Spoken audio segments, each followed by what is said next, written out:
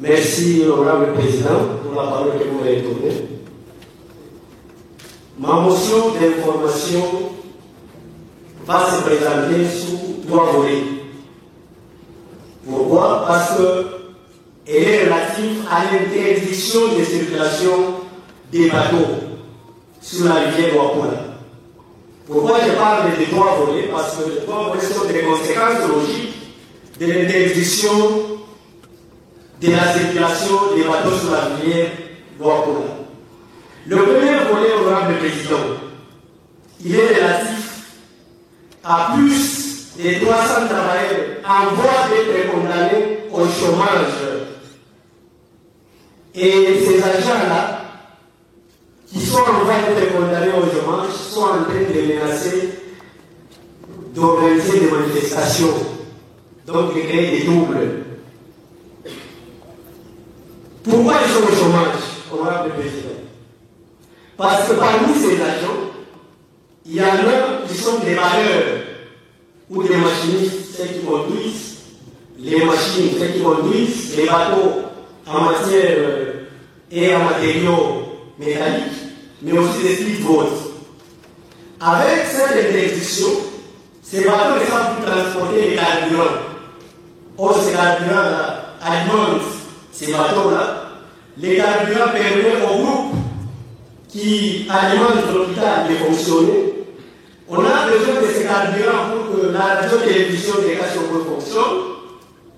Mais parce que ces bateaux sont frappés par cette interdiction, nous ne savons pas avoir du carburant à Cachopo. Et tous ces gens qui travaillent sur ce carburant sont condamnés au chômage, honorable président. Premier volet. Deuxième volet, honorable président, nous là-bas, nous sommes des villageois de Cachopo.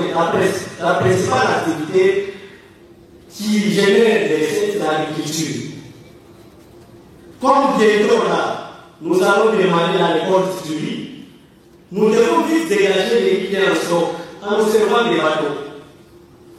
Mais comme ces bateaux-là sont frappés d'interdiction de circuler, nos produits seront bloqués et nous serons en difficulté d'évacuer ces produits, honorable président.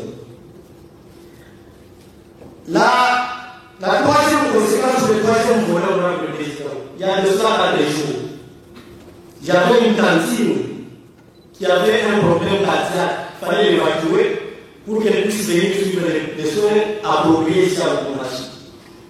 J'ai voulu me servir des speedboats et là même embarqué, elle est allée au port, elle trouve un agent maritime qui dit comme ça l'incident de ne pas autoriser la circulation des speedboats ici au niveau de la Cachopo. Honorable président, à la base de ça, je m'assume comme député et je répète les choquants, c'est le vice-gouverneur. Parce qu'il envoie son bateau, honorable président, les bateaux à transporter quelques personnes qui sont allées au port et intimer l'ordre aux agents maritimes d'interdire formellement les bateaux des autres Congolais de circuler. Parce que lui, son bateau circule. Il n'a pas 3 jours minimum à circuler partout, il était en camp. Sur un même cours d'eau, il circule avec son bateau, mais les autres Congolais ne peuvent pas circuler avec leur propre bateau, honorable président. Or, le président tient la position pendant cette période, honorable président. Comment lui peut circuler avec son bateau, mais les autres Congolais ne peuvent pas le faire? Comme vous me suggérez à chaque fois que nous avons une motion décidée par une proposition, je propose que son excellence, monsieur le gouverneur, puisse venir nous éclairer sur l'identité des personnes, les vice-gouverneurs. Parce que quand ce bateau est allé là-bas, le gouverneur n'était pas en province, il était en déplacement. Je propose que vous puissiez nous inviter les vice-gouverneurs, qu'ils viennent nous éclairer sur l'identité de ces personnes-là qui sont allées intimer l'ordre. Parce que nous prenions l'honorable comme il a les membres des agents de la sécurité. Nous prenions qu'il puisse se cacher quelques membres pour les envoyer afin d'aller intimider les gens. Donc nous voulons qu'ils viennent nous éclairer parce que c'est son propre bateau. Honorable président, vous avez un véhicule avec une plaque de manipulation qui vous dépose ici. Admettons que je vois chez moi, devant la barrière des agents de sécurité, qui interdit que le véhicule puisse se déplacer.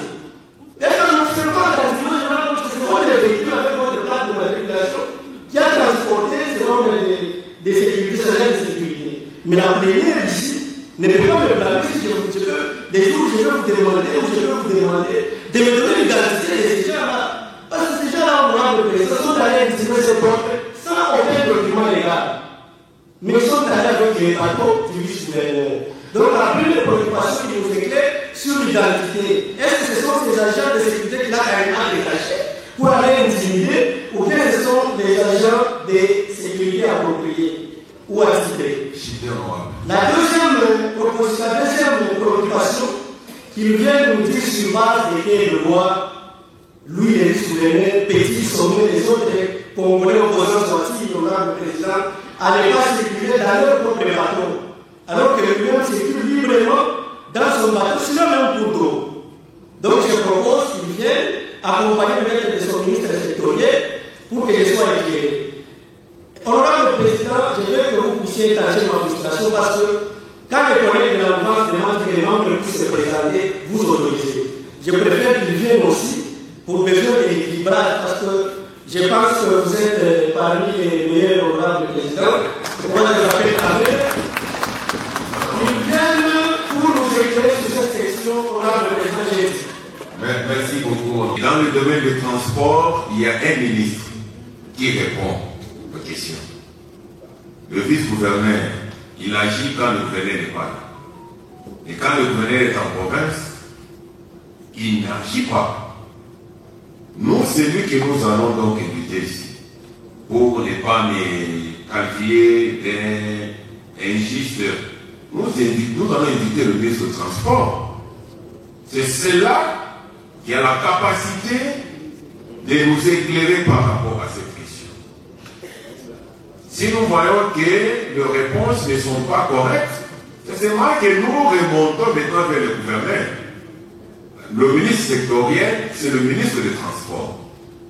Le vice-gouverneur ne peut pas prendre une décision au moment où celle-là qui est commise vraiment au transport n'est pas au courant.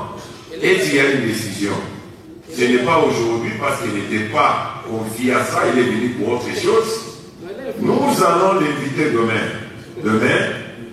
Demain, il viendra pour répondre à votre préoccupation pour que ça ne soit pas vraiment prise comme c'était de l'injustice.